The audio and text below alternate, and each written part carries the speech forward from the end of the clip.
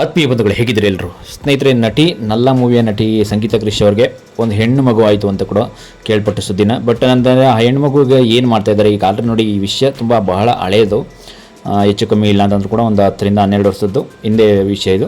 But ಈಗ ಹೆಣ್ಮಗಳು ಏನು ಮಾಡ್ತಾಯಿದ್ದಾರೆ, ಆ ಹೆಣ್ಮಗಳು ಕೂಡ ನಟಿ ಆಗಬೇಕು ಅಂತನೋ ಆಸೆ ಇದೆಯಾ, ಏನು ಮಾಡ್ತಾಯಿದ್ದಾರೆ, ನಟಿಯನ್ನು ಓದಿಸಿ ಈಗಾಗಲೇ ಕಾಲೇಜ್ ಮೆಟ್ಲತ್ಸಿ ಏನು ಮಾಡಿದ್ದಾರೆ ಅನ್ನೋದನ್ನ ಇನ್ನೊಂದು ಸ್ವಲ್ಪ ತಿಳ್ಕೋಣ.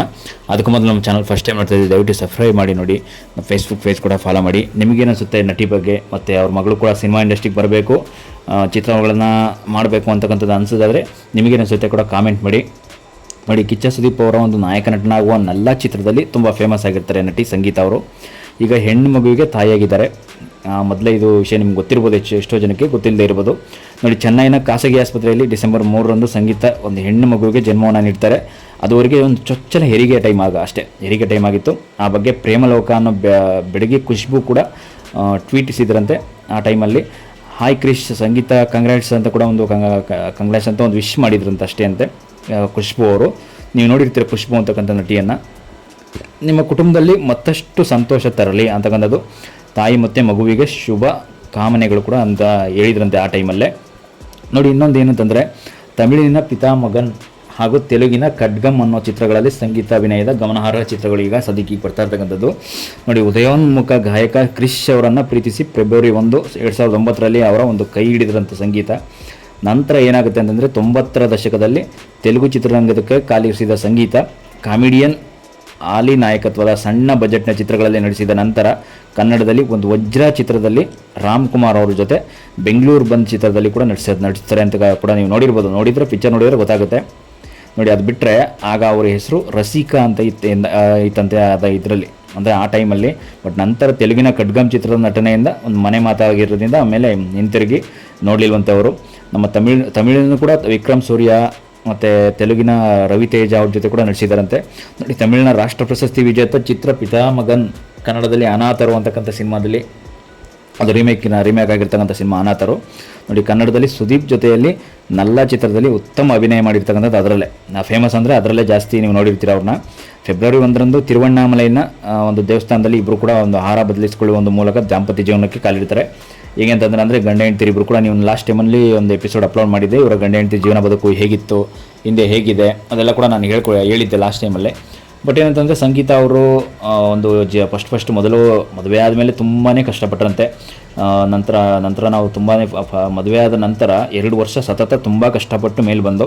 ನೋಡಿ, ದುಡ್ಡಿಗೋಸ್ಕರ ಪರದಾಡಬೇಕಾಗಿ ಬಂತು. ಯಾರ್ಯಾರ ಹತ್ರನೋ ದುಡ್ಡು ಜೀವನ ನಡೆಸೋದಕ್ಕೆ ದುಡ್ಡಂತೂ ನಮ್ಮ ಹತ್ರ ₹1 ಕಾಸಿರಲಿಲ್ಲ. ಏನು ಮಾಡಬೇಕು ಅಂತ ಕೂಡ ಗೊತ್ತಾಗ್ತಿಲ್ಲ. ನೋಡಿ, ಹೆಚ್ಚು ಕಮ್ಮಿ ಹೇಳ್ಬೇಕಂದ್ರೆ ಅವರೊಬ್ಬರು ಸಿನಿಮಾ ನಟಿ ಆದವ್ರಿಗೆ ಇಂಥ ಪರಿಸ್ಥಿತಿ ಬರಬಾರ್ದಿತ್ತು. ಸಿನಿಮಾ ನಟಿ ಅಂತಂದಮೇಲೆ ಅವ್ರಿಗೂ ಕೂಡ ನಾವೇನೋ ಅನ್ಕೋತೀವಿ, ಎಷ್ಟೆಷ್ಟು ದುಡ್ಡು ಬರ್ತಾ ಇರುತ್ತೆ, ಕೋಟಿ ಅಂತ. ಆ ಥರ ಅಲ್ಲ. ಬಟ್ ಇವರು ಆ ಥರ ಸ್ಟಾರ್ ಇನ್ನೂ ಆಗಿರಲಿಲ್ಲ. ಇವ್ರಿಗೇನೋ ಅವ್ರ ಕಾಲಕ್ಕೆ ಆ ಸಂಪಾದನೆ ಅವ್ರಿಗೆ ಒಂದು ಬದುಕು ನಡೆಸೋದಕ್ಕೆ, ಅವ್ರ ಒಂದು ಜೀವನ ನಡೆಸೋದಕ್ಕೆ ಹೆಚ್ಚಾಗಿತ್ತು ಅಷ್ಟೇ, ಬೇರೆ ಏನೇನಿಲ್ಲ. ಬಟ್ ಆದರೆ ಏನಂತ ಹೇಳ್ಕೊಂಡ್ರು ಅಂತಂದರೆ, ಜೀವನದಲ್ಲಿ ನಾವು ಮೊದಲು 2 ವರ್ಷ ತುಂಬಾ ಕಷ್ಟಪಟ್ಟು ಮೇಲೆ ಬಂದಿರೋದ್ರಿಂದ ನಮಗಂತೂ ಲೈಫ್ ಇಷ್ಟೊಂದು ಕಷ್ಟನಾ, ಇಷ್ಟೊಂದು ಯಾಕೆ ಕಷ್ಟ ಕೊಡ್ತಾ ಇದೆಯಾ ದೇವರು ಏನಾದರೂ ನಮ್ಮಲ್ಲಿ ಪರೀಕ್ಷೆ ಮಾಡ್ತಾ ಇದ್ದಾನ ಅಂತಕ್ಕಂಥದ್ದು ತುಂಬ ತೊಂದರೆಗೀಡಾಗಿರುತ್ತೆ ಫಸ್ಟು.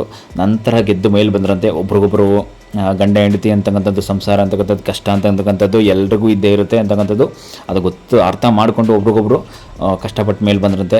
ನೋಡಿ, ಈಗ ಅವ್ರ ಮಗಳ ಬಗ್ಗೆ ಇನ್ನೊಂದಷ್ಟು ಮಾಹಿತಿಯನ್ನು ತಿಳ್ಕೊಳ್ಳೋಣ. ಮಗಳು ಏನು ಮಾಡ್ತಾ ಇದ್ದಾರೆ ನೋಡಿ. ಈಗ ಇನ್ನೂ ಕೂಡ ಮಗಳು ಕಾಲೇಜ್ ಓದ್ತಾ ಇದ್ದಾರಂತೆ. ಯಾಕೆಂದರೆ ಇವ್ರಿಗೆ ಮಗು ಆಗಿದ್ದೆ 2012ರಲ್ಲಿ. 2012ರಿಂದ ಈಗ ಇಲ್ಲಿವರೆಗೂ ಕೂಡ 2010ರಿಂದ 15 ವರ್ಷ ಆಗ್ತಾ ಬರ್ತಾ ಇದೆ ಅಷ್ಟೇ. ಒಂದು 14 ವರ್ಷ 15 ವರ್ಷ ಆಗ್ತಾಯಿದೆ. ಈಗಿನ್ನೂ ಒಂದು PUC ಮೆಟ್ಲಿಗೆ ಹತ್ತಿರ್ತಕ್ಕಂಥ ಕಾಲೇಜ್ ಹುಡುಗಿಯಂತೆ ಮಗಳು.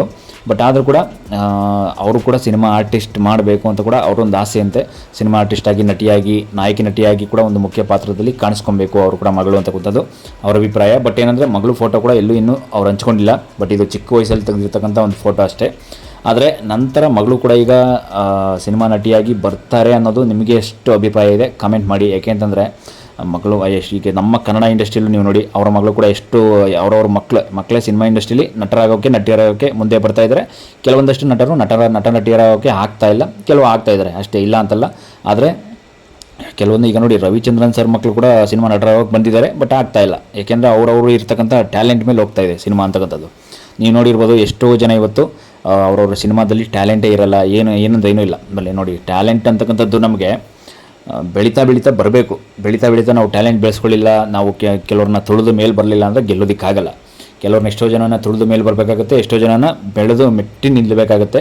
ಬಟ್ ಆದರೆ ಸಿನಿಮಾ ಇಂಡಸ್ಟ್ರಿಯಲ್ಲಿ ಇವರು ಕೂಡ ಒಬ್ಬರು ಮಗಳನ್ನ ನಟಿಯಾಗಿ ಮಾಡಬೇಕು. ಅದು ಈ ಕಾಲದಲ್ಲಿ ಅಂತಂದರೆ ನೋಡಬೇಕು ಏನು ಮಾಡ್ತಾರೆ. ಹಾಗಾದರೆ ನೆಕ್ಸ್ಟು ಸಿನಿಮಾ ನಟಿ ಆಗೋದಕ್ಕೆ ಎಷ್ಟೆಷ್ಟೆಲ್ಲ ಟ್ರೈ ಮಾಡ್ತಾರೆ ಅವ್ರ ಮಗಳನ್ನ ಅಂತ ನೋಡೋಣ ನೆಕ್ಸ್ಟ್ ಎಪಿಸೋಡಲ್ಲಿ. ಸದ್ಯಕ್ಕಂತೂ ಈಗ ನಮ್ಮ ಕನ್ನಡದ ನಟಿಯರಲ್ಲೇ ನೀವು ನೋಡ್ತಾ ಇರ್ತೀರಾ, ಅವ್ರ ಮಕ್ಕಳನ್ನು ಕೂಡ ನಟಿಯರಾಗೋದಕ್ಕೆ ಎಷ್ಟೆಷ್ಟೆಲ್ಲ ಟ್ರೈ ಮಾಡ್ತಾ ಇದ್ದಾರೆ ನೋಡಿ, ಆಗ್ತಾ ಇದ್ದಾರೆ. ಎಷ್ಟೋ ಜನ ಸ್ಟಾರ್ಗಳಾಗ್ತಾ ಇದ್ದಾರೆ, ಎಷ್ಟೋ ಜನ ಈಗಲೂ ಕೂಡ ಹಿಂದೆ ಇದ್ದಾರೆ, ಇಲ್ಲ ಅಂತಲ್ಲ. ಎಷ್ಟೋ ಜನ ಈಗಲೂ ಕೂಡ ಪಾಪ ಅವ್ರ ಹೊಟ್ಟೆ ಪಾಡಿಗೂ ಕೂಡ ಗತಿ ಇಲ್ಲ, ಆ ಥರ ಇದ್ದಾರೆ.